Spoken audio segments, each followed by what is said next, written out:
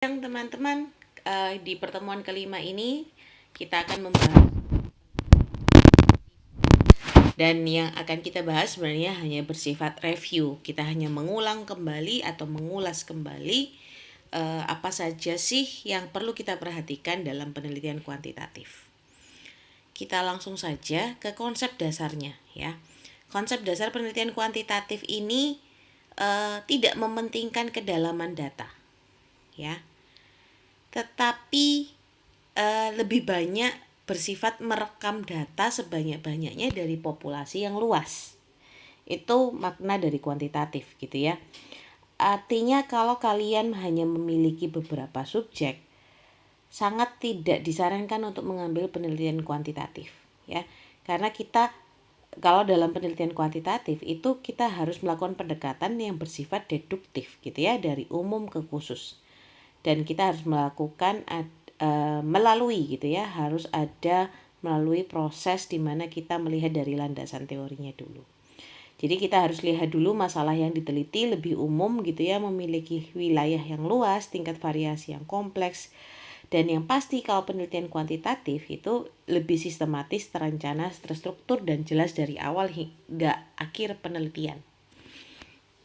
Nah, ciri khasnya juga dari penelitian kuantitatif itu adalah ada populasi dan sampel ya, ada teknik sampling yang benar-benar harus dilakukan. Bukan berarti kalau di kualitatif tidak ada teknik sampling gitu ya, tetapi akan jauh lebih banyak variasinya di kuantitatif untuk teknik samplingnya. Oke, kita lanjut ke sini. Kapan penelitian kuantitatif digunakan? Mungkin teman-teman di sini yang membuat proposal skripsi bab 1, 2, 3 nanti, saya rasa teman-teman beranjaknya dari memilih penelitian kuantitatif atau kualitatif dulu ya. Padahal sebenarnya kita ketika meneliti kita harus lihat dulu fenomenanya seperti apa, baru kita bisa menentukan penelitian ini menggunakan metode yang mana gitu ya. Jadi jangan terbalik sebenarnya. Tapi saya melihat dari teman-teman yang kemarin, kemudian di mata kuliah penelitian kuantitatif yang lalu atau kualitatif yang lalu, teman-teman beranjaknya bukan dari fenomena tetapi dari jenis penelitiannya dulu. Jadi mungkin teman-teman sekarang sebelum terlalu jauh melangkah, teman-teman harus perhatikan dulu fenomenanya seperti apa sih, masalah di lapangan itu seperti apa sih ya. Kamu harus tahu dulu itu. Jadi masalahnya seperti apa, dasein dasolennya apa sih, nah gitu ya, kalian harus tahu itu dulu. Nah, kalau masalahnya tersebut, masalah penelitian tersebut atau masalah fenomena tersebut gitu ya, terjadi di lapangan itu sangat berbeda dengan teori, misalnya begitu ya. Ini di poin 1 saya tulis penyimpangan dari yang seharusnya dengan apa yang nyata terjadi. Kalau sudah ada penyimpangan atau ada perbedaan antara fakta di lapangan dengan teori, oke, poin 1 berarti ini masuk nih ke kuantitatif. Tapi nggak hanya poin 1 ya, kita lihat poin 2, 3, 4, 5, dan 6. Poin kedua, bila peneliti ingin mendapat informasi yang luas dari suatu populasi. Ini jelas ya. Informasi yang luas artinya bukan hanya 2-3 orang, tetapi lebih dari 30, lebih dari 100 dan sebagainya. Karena kita membutuhkan informasi yang cukup luas ya. Yang ketiga, bila ingin diketahui pengaruh perlakuan tertentu terhadap yang lain. Nah, ini ada hubungannya apa dengan eksperimen. Kalau teman-teman ingin menelitinya tentang pengaruh gitu ya, misalnya kamu ingin menguji cobakan nih sebuah psikoedukasi tertentu gitu, apakah bermanfaat, apakah memberikan dampak positif nggak sih ke masyarakat misalnya, ke kesejahteraannya masyarakat misalnya begitu. Nah, itu berarti kalian harus menggunakan penelitian kuantitatif.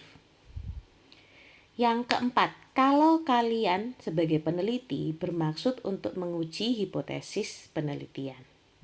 Ya, karena di kualitatif kita tidak menggunakan hipotesis, tapi di kuantitatif kita menggunakan hipotesis.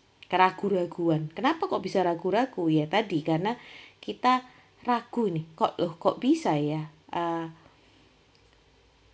di lapangan dengan teori kok bisa berbeda? Apa yang menyebabkan? Ya, sehingga kamu memunculkan sebuah hipotesa, kamu memunculkan sebuah pernyataan yang apakah ada hubungannya gitu ya? Apakah ada pengaruhnya? Nah, itu hipotesisnya.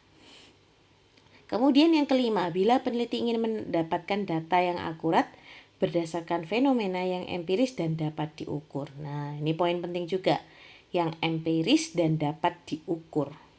Ya. Yang keenam, poin keenam, bila ingin menguji terhadap adanya keraguan-raguan tentang validitas pengetahuan, teori atau produk tertentu.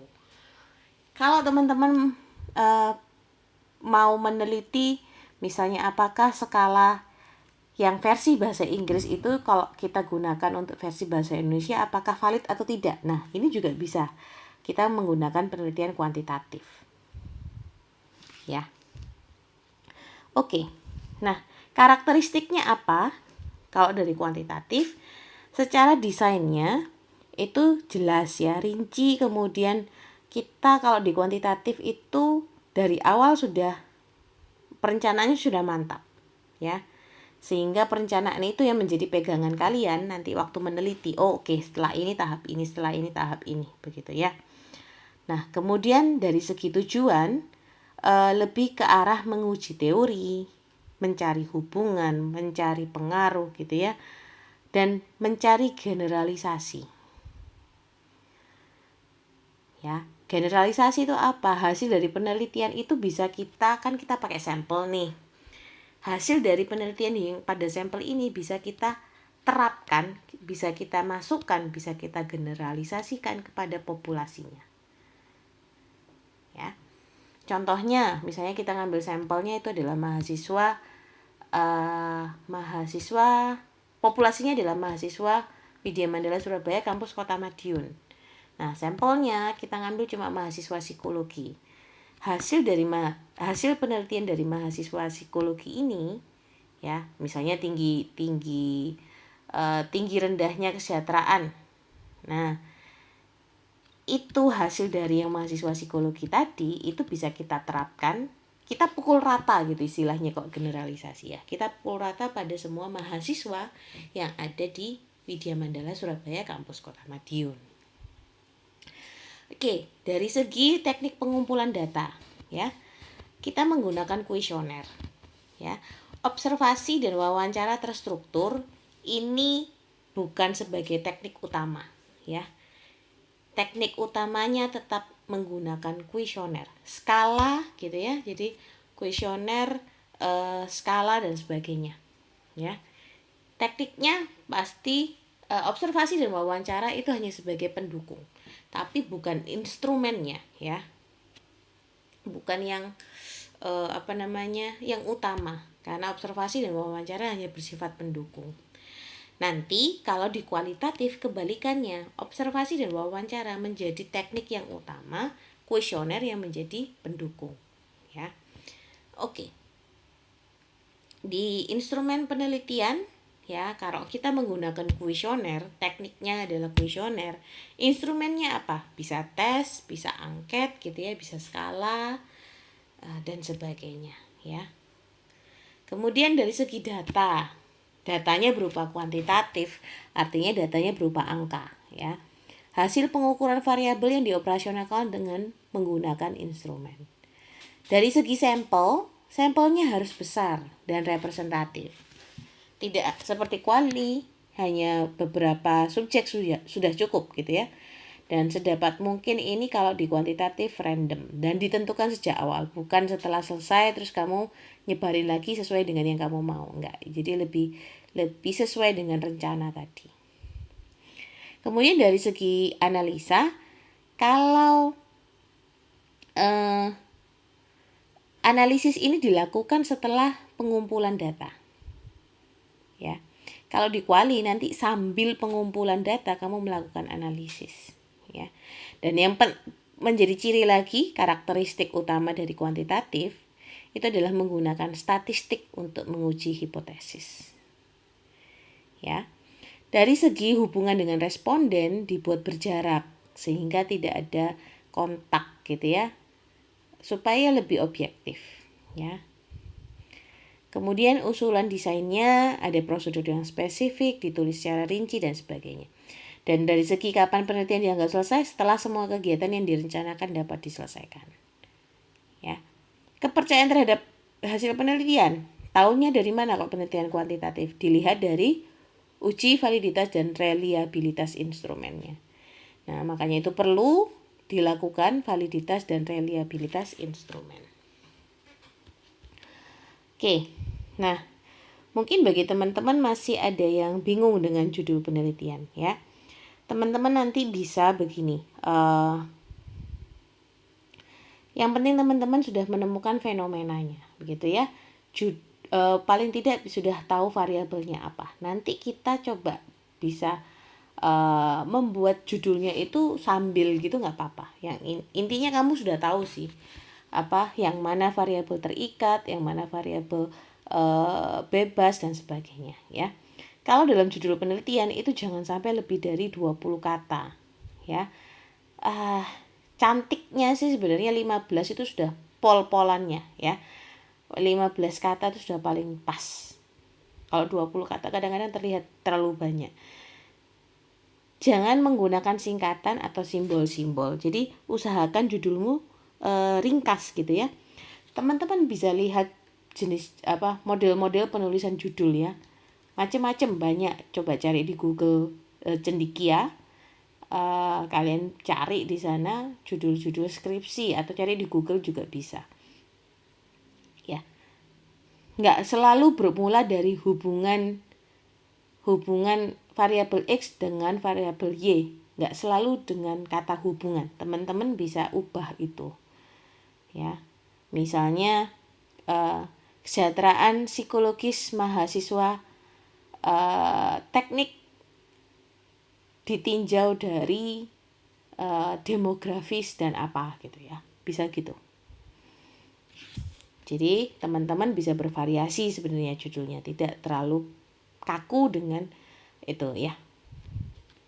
Nah, ini contoh-contohnya. Kalau tadi yang sudah saya sebutkan, kadang-kadang tidak harus selalu ada kata-kata hubungan, sikap, pengaruh gitu ya. Bisa aja langsung peranan generasi muda dalam pendidikan karakter anak bangsa. Atau ini ya, misalnya kita nggak mau pakai kata hubungan, kita bisa langsung aja gaya kepemimpinan, kecerdasan emosional dan pengambilan keputusan rasional dengan akuntabilitas ditinjau dari apa gitu misalnya ya. Ini ya jenis-jenisnya, ada penelitian deskriptif, pengaruh, hubungan, dan perbandingan. Oke. Latar belakang penelitian itu adalah rasionalisasi masalah yang akan diteliti. Harus kita lihat dari aspek kenyataan dan aspek teorinya. Perbedaannya apa gitu ya. Kesenjangan apa yang terjadi. Nah, itu yang harus kamu tuliskan di latar belakang penelitian. Misalnya fenomena kesulitan mencari kerja ya. Itu bisa kamu tuliskan gitu ya. Secara teori, orang dewasa awal ya, di mana mereka sudah selesai berkuliah, di mana mereka sudah seharusnya menemukan jati diri dan sebagainya, sudah memiliki kepercayaan diri dan sebagainya. Tetapi kenapa memiliki ketakutan ya? Ketakutan mendapatkan pekerjaan. Apa yang menjadi kendala gitu ya? Apa yang menjadi permasalahan? Kenapa kok mereka memiliki ketakutan itu? Padahal secara teori mereka seharusnya sudah bisa nih.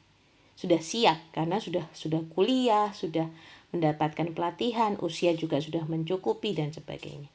Ya, faktor apa ini yang mempengaruhi gitu ya? Bisa jadi ada faktor resiliensinya mereka. Bisa jadi mereka sebenarnya bukan tipe yang tahan banting. Sehingga ketika dihadapkan tantangan sedikit mereka sudah mundur. Nah, Itu ya, itu yang kamu harus ceritakan di latar belakang penelitian. Dan pesan saya, latar belakang penelitian ini jangan hanya dari kata-kata kamu, tetapi menggunakan referensi, jurnal ataupun teori. Ya. Jadi teman-teman yang sempat dulu ngambil mata kuliah penelitian kuantitatif. Nah, teman-teman sebenarnya itu teman-teman harus lebih banyak memperbanyak, ya, lebih banyak mendapatkan referensi, ya. Ada beberapa orang yang sangat perlu untuk menambahkan referensi. Dan pesan saya yang sudah disampaikan sama di pertemuan kedua kalau tidak salah tentang tata cara penulisan, ya, termasuk plagiasi dan sebagainya. Usahakan teman-teman menggunakan bahasa sendiri. Oke. Nah, ini teman-teman bisa membuatnya seperti ini ya, teman-teman ya. Jadi bahas dulu analisis situasinya seperti apa, kemudian bahas tentang teorinya. Jadi kamu kemukakan dulu kenyataannya seperti apa, situasinya seperti apa, fenomenanya seperti apa, kemudian jelaskan nih dari segi teorinya. Gitu. Ya. Ini bisa menjadikan panduan teman-teman dalam membuatkan latar belakang penelitian. Nah, kalau teman-teman sudah punya masalah penelitiannya berarti ya. Nah, waktunya untuk merumuskan masalah. Ya. Oke. Yang pasti teman-teman lihat untuk masalah penelitiannya, cari yang aktual, ya. Kemudian teman-teman bisa mengaksesnya. Datanya ada. Jadi kalau misalnya teman-teman mau subjeknya adalah pengangguran, susah tidak, ya? Apakah menjadi kesulitan untuk mencari pengangguran di Madiun gitu ya? Apakah kamu punya datanya? Kemudian apakah semua orang mau mengakui, orang asing gitu ya, ketemu kamu mau mengakui kalau pengangguran? Nah, itu juga perlu teman-teman perhatikan. Signifikansi masalah, apakah cukup penting untuk diteliti? Ya, nanti ini bisa kelihatan di manfaat gitu ya, teman-teman. Di manfaat penelitian. Nanti bisa terlihat ini penting gak sih untuk diteliti? Apa manfaatnya buat subjek, buat orang lain? Ya. Oke. Nah, ini sering saya tayangkan gitu ya, bagaimana cara menemukan ide penelitian. Sudah ada beberapa teman gitu ya, beberapa dari kalian sudah menghubungi saya untuk sharing gitu ya, untuk diskusi tentang ide penelitian mereka.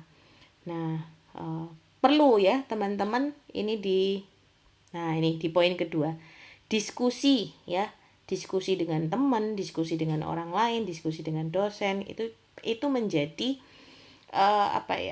membantu kalian menemukan ide-ide penelitian. Ya, selain membaca jurnal, yang pasti harus membaca jurnal sih, ya.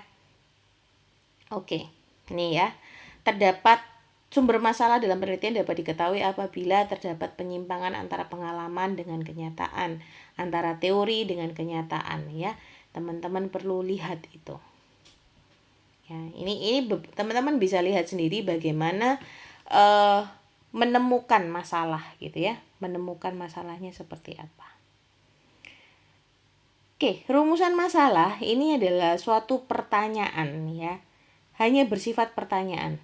Jadi kalau teman-teman tadi sudah bahas dengan latar belakangnya dan sebagainya, teman-teman harus punya nih rumusan masalah. Karena latar belakang itu kan panjang ya. Panjang dan detail gitu ya. Nah, teman-teman perlu merumuskan itu menjadi sebuah kalimat tanya.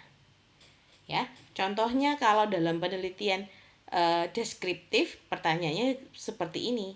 Seberapa banyak karyawan bank yang berjenis kelamin perempuan mengalami stres kategori tinggi? Seberapa tinggi tingkat stres karyawan bank? Atau misalnya kalau penelitian komparatif, ya, rumusan masalahnya hanya bisa seperti ini. Adakah perbedaan antara kemampuan bla bla bla, gitu ya. Sedangkan di rumusan masalah asosiatif nih yang paling banyak teman-teman biasanya temui gitu ya. Contohnya sangat sederhana. Adakah hubungan antara kemampuan berdiskusi dengan kemampuan presentasi mahasiswa? Nah, teman-teman bisa dapat dari mana? Teman-teman ya ini apa yang ingin teman-teman teliti gitu ya. Harus ada variabelnya di situ. Kamu harus menuliskan variabelnya dan apa yang ingin kamu teliti. Gitu. Batasan masalah ini teman-teman juga perlu perhatikan. Kalian batasi deh masalahnya ya. Misalnya tadi kesejahteraan. Nah, kesejahteraan yang dimaksud adalah kesejahteraan psikologis gitu ya. Nah, teman-teman misalnya mau membatasi hanya membahas kesejahteraan psikologis, bukan subjektif dan kesejahteraan ekonomi. Nah, teman-teman tuliskan di situ di bagian batasan masalah.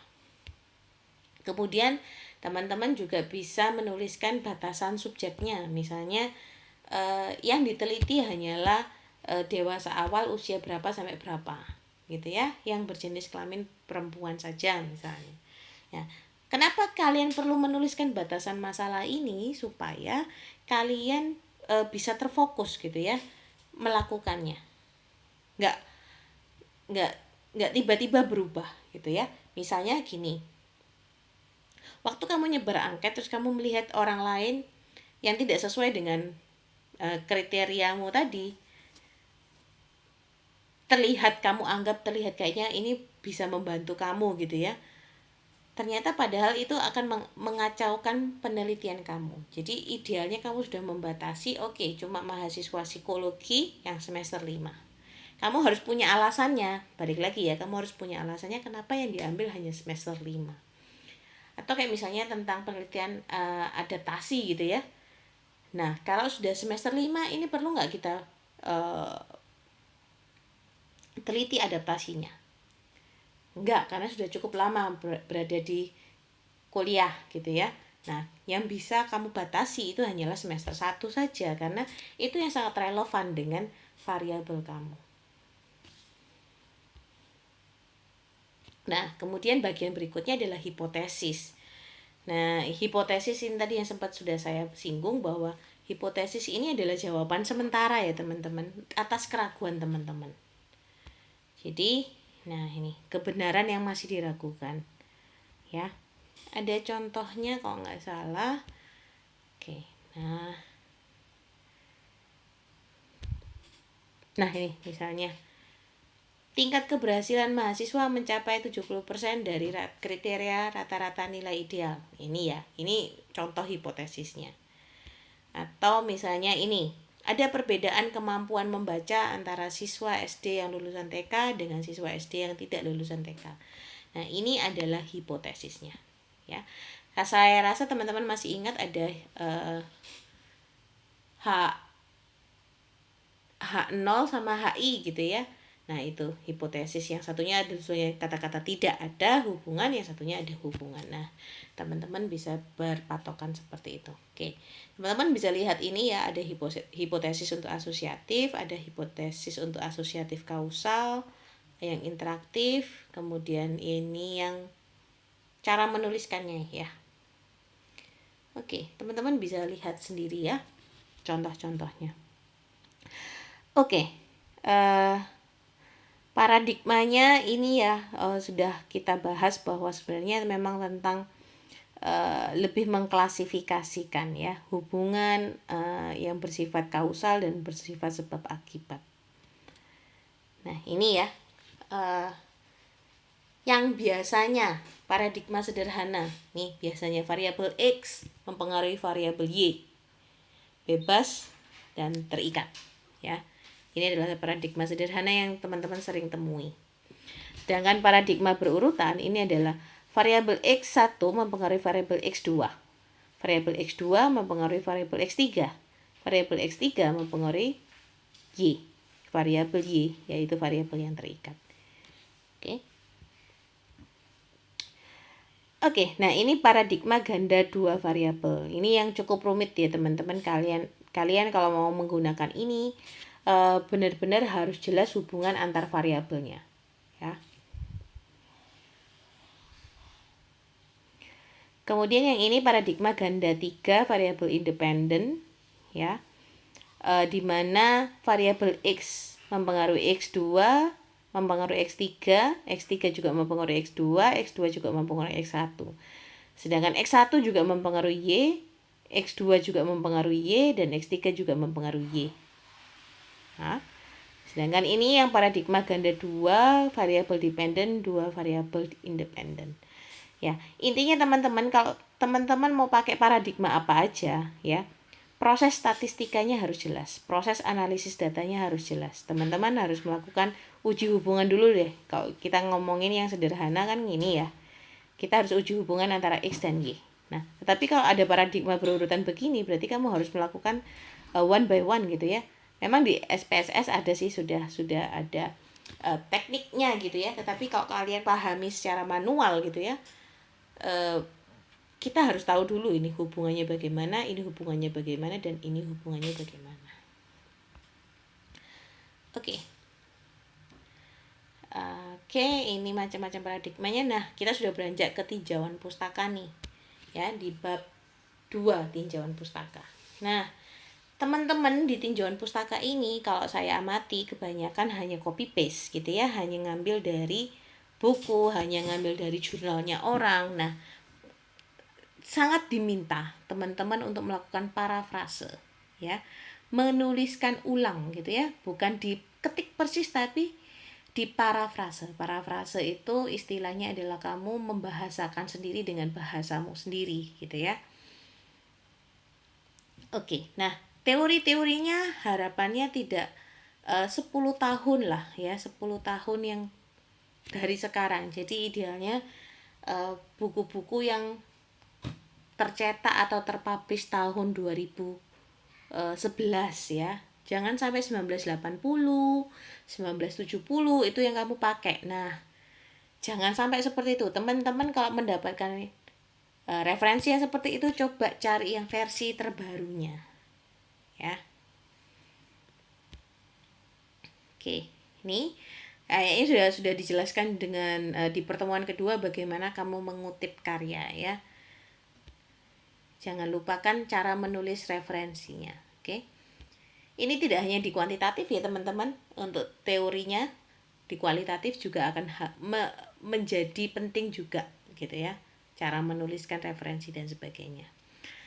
Nah, teman-teman, teori yang dibutuhkan ya sesuai dengan variabel yang teman-teman teliti gitu. Kalau punya ada variabel 5 variabel ya 5-5-nya kamu harus punya teorinya nih, dari definisi, dari aspek, faktor gitu ya. Teman-teman harus bisa menjelaskan di tinjauan pustaka ini. Nah, di subbab berikutnya itu adalah keterkaitan antar variabel. Di keterkaitan antar variabel ini adalah kamu menjelaskan gitu ya. Kalau di latar belakang sebenarnya kamu sudah menjelaskan nih keterkaitan antar variabel, tapi kan kamu lebih banyak memasukkan kenyataan-kenyataan di lapangan ya. Tetapi di subbab ini, di keterkaitan antar variabel, teman-teman perlu menunjukkan ya dari segi teorinya. Ada gak sih teori yang mengatakan bahwa variabel X ini mempengaruhi variabel Y? Gak harus teori, bisa hasil penelitian. Jadi misalnya teman-teman nih kepengen neliti kecerdasan emosi mempengaruhi kesejahteraan psikologis misalnya ya. Kamu cari nih ya, kan kalau kamu tahu ini kecerdasan emosi adalah variabel bebas ya. Kesejahteraan psikologis itu adalah variabel terikat. Nah, cobalah cari ya faktor-faktor yang mempengaruhi variabel terikatmu. Kamu akan sangat mudah menemukan keterkaitan antar variabel ini jika variabel terikat tadi, variabel Y tadi, ada yang menyebutkan bahwa variabel X ini mempengaruhi. Contoh tadi sempat saya kemarin siang sempat berdiskusi dengan salah satu teman kalian bahwa untuk menemukan keterkaitan antar variabel ini sangat mudah. kalau kamu sudah punya dasar teorinya. Dasar teorinya apa yang tadi saya bilang? Variabel Y atau variabel independen atau variabel terikat tadi, kamu harus menemukan faktor-faktor apa sih yang mempengaruhi terbentuknya variabel terikat ini. Harapannya di teori yang kamu temukan, faktor-faktor yang mempengaruhi ini adalah variabel X. Ya, di faktor ya teman-teman, bukan di aspek, tapi di faktor. Ya. Nah, kita ini mau nguji bener nggak sih faktor-faktor yang disebutkan di teori itu, bener nggak sih variabel X ini benar-benar menjadi faktor yang mempengaruhi variabel Y. Nah, ya, itu penelitian yang teman-teman perlu lakukan ya. Oke. Ini sudah, dan yang pasti penelitian yang relevan itu artinya kamu harus mencari hasil-hasil penelitian yang sesuai dengan topik penelitianmu. Jadi kayak tadi contoh saya adalah kecerdasan emosi dan kesejahteraan psikologis. Nah, saya perlu cari tahu nih hasil-hasil penelitian yang dengan topik yang sama atau kurang lebih sama. Kurang lebih sama itu misalnya salah satu aspek dari kecerdasan emosi misalnya regulasi diri. Nah, regulasi diri ini pernah nih ada peneliti lain yang meneliti tentang regulasi diri dengan kesejahteraan psikologis. Nah, ini bisa kamu pakai sebagai penelitian yang relevan. Oke, hipotesis tadi sudah. Nah, tahapannya bagaimana? Nah, ini teman-teman seharusnya ada di sini ya, di atas sini malah sebelum rumusan masalah. Teman-teman harus mencari latar belakang masalah dulu ya. Kalau sudah, temukan landasan teorinya, kemudian kita rumuskan hipotesisnya, mulailah menentukan populasi dan sampel sambil juga mengembangkan instrumen. Instrumennya tadi bisa kuesioner, angket atau tes gitu ya. Kemudian uji instrumen, mulailah pengumpulan data dan seterusnya. Sistematikanya ini kemarin saya dapat update, teman-teman juga sudah beli bukunya. Nah, teman-teman bisa lihat di situ ya bagaimana cara membuat tiap subbabnya. Oke, ini halaman-halaman awal ya. Untuk proposal skripsi saya rasa tidak perlu sampai sebegini detailnya, tetapi paling tidak ada cover, abstrak, daftar isi gitu ya. Kalau ungkapan, halaman persetujuan ini tidak perlu. Nanti waktu skripsi baru bisa melengkapi ini ya. Dan ini untuk yang non eksperimen sistematikanya ya. Yang ini untuk eksperimen dan ini untuk yang deskriptif ya. Teman-teman jangan lihat oh deskriptif berarti sedikit ya, enggak juga, nanti pembahasannya akan jauh lebih dalam gitu ya. Oke, ini masih cukup banyak tapi ini saya bahas sekilas ya teman-teman. Pendekatan atau jenis-jenis penelitian ini kita sudah sempat pernah bahas gitu ya. Kalau penelitian deskriptif ini kita hanya ingin mengetahui variabel independen, variabel mandiri lah gitu ya, tanpa kita perlu membandingkan variabel lainnya. Contoh misalnya kita ngomongin tentang penelitian perkembangan, kita mau tahu penelitian tentang kemampuan berpikir anak. Kemampuan berpikir ini kan satu variabel saja ya, jadi tidak bersifat membandingkan dan sebagainya. Kita hanya ingin mengetahui gitu ya. Untuk deskriptif hanya ingin mendeskripsikan sesuai dengan nama tipenya ya, hanya ingin mendeskripsikan. Kemudian ini yang berikutnya adalah penelitian hubungan. Ini yang paling sering teman-teman temui, yaitu penelitian korelasi atau hubungan ya, yang bertujuan untuk mengetahui hubungan antara dua variabel. Sedangkan komparatif itu yang memang bersifat untuk membandingkan ya dengan variabel yang lain. Oke, ini hubungan sama korelasi sama ya teman-teman ya. Di sini juga disebutkan korelasi ya. Cuma lebih detail aja, ada kelebihan-kelebihannya.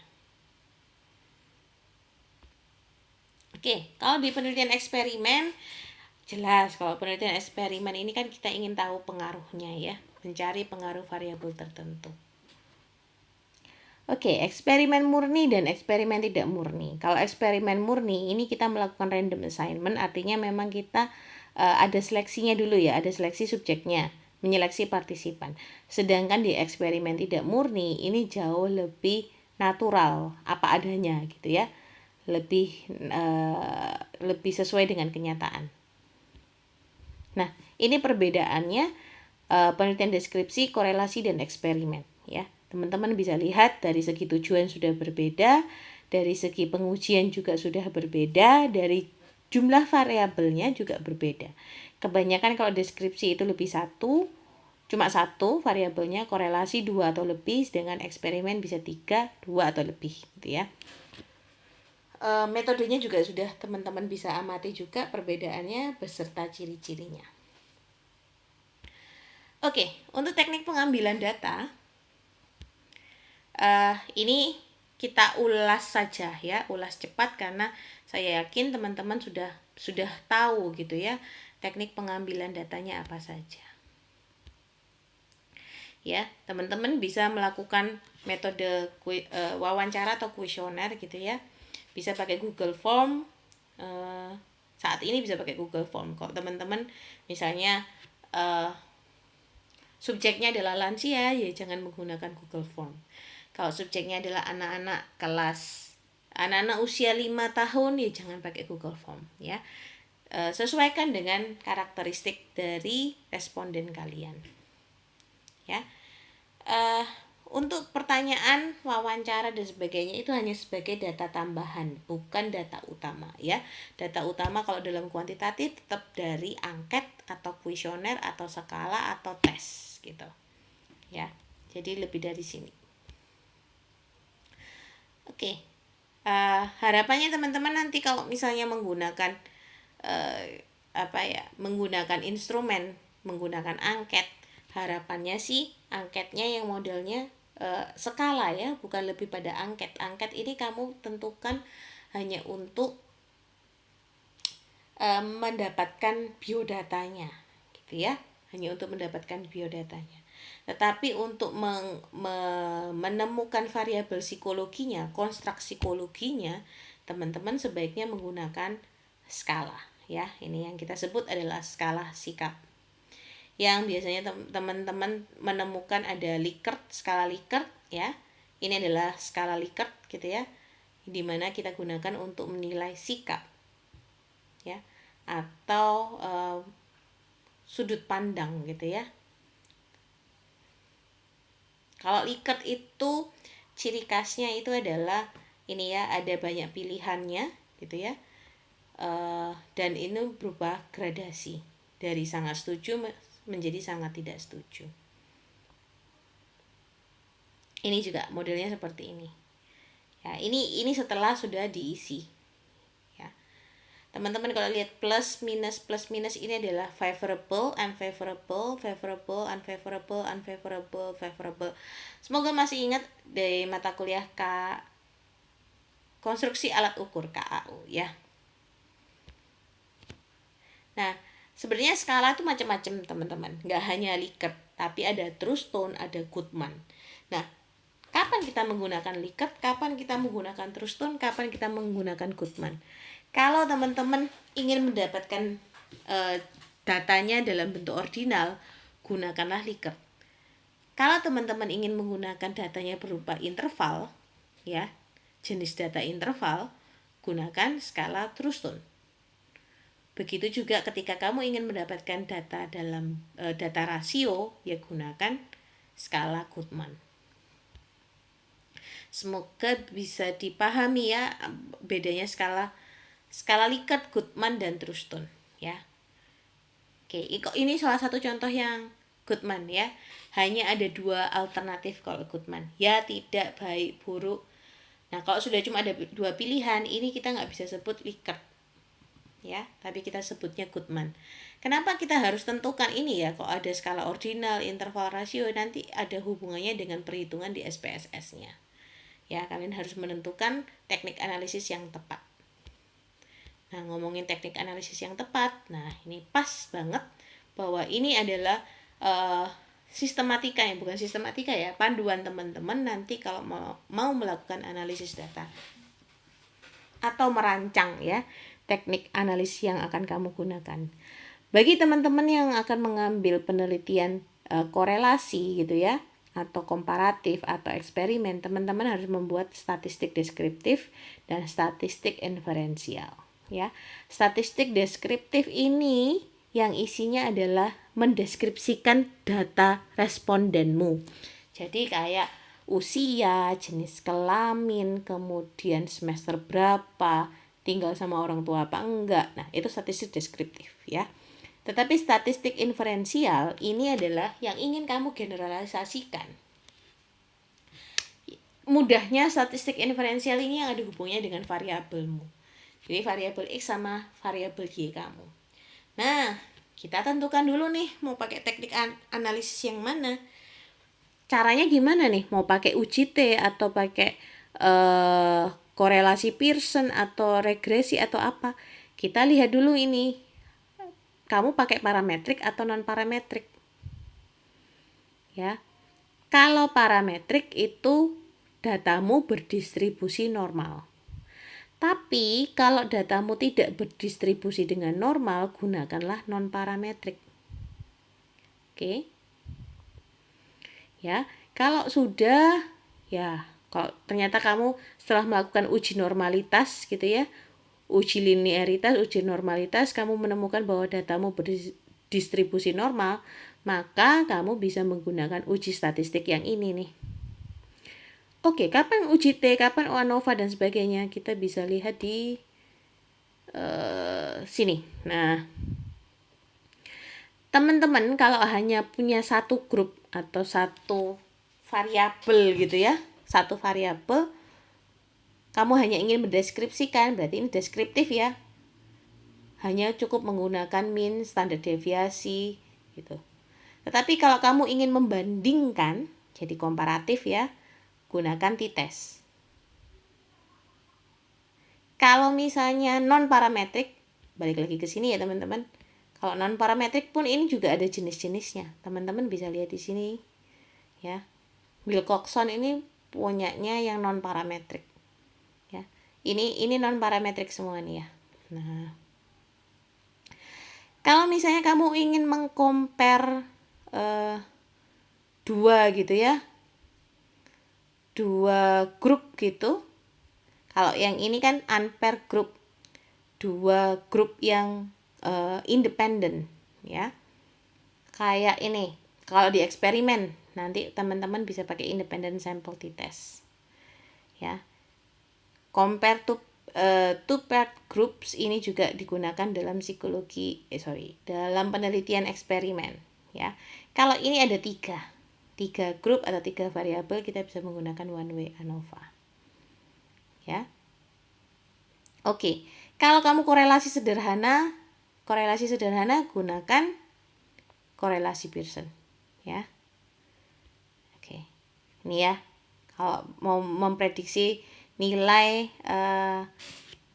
satu atau lebih dari variabel, kalau kita mau lihat bisa pakai linear atau regresi. Oke, nah kalau kita sudah ini ya, kita bahasnya sekarang teknik menghitung koefisien validitas dan reliabilitas. Jadi untuk validitas dan reliabilitas ini ada berbagai macam ya.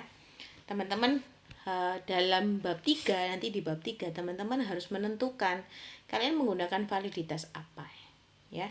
Mau menggunakan reliabilitas apa. Ya. Reliabilitasnya macam-macam. Kalau kamu milih konsistensi internal, kamu pakai yang mana nih? Belah 2, rulon, atau koefisien alfa Cronbach. Kalau validitas, kamu mau pakai apa ini? Validitas isi, kriteria, atau konstruk?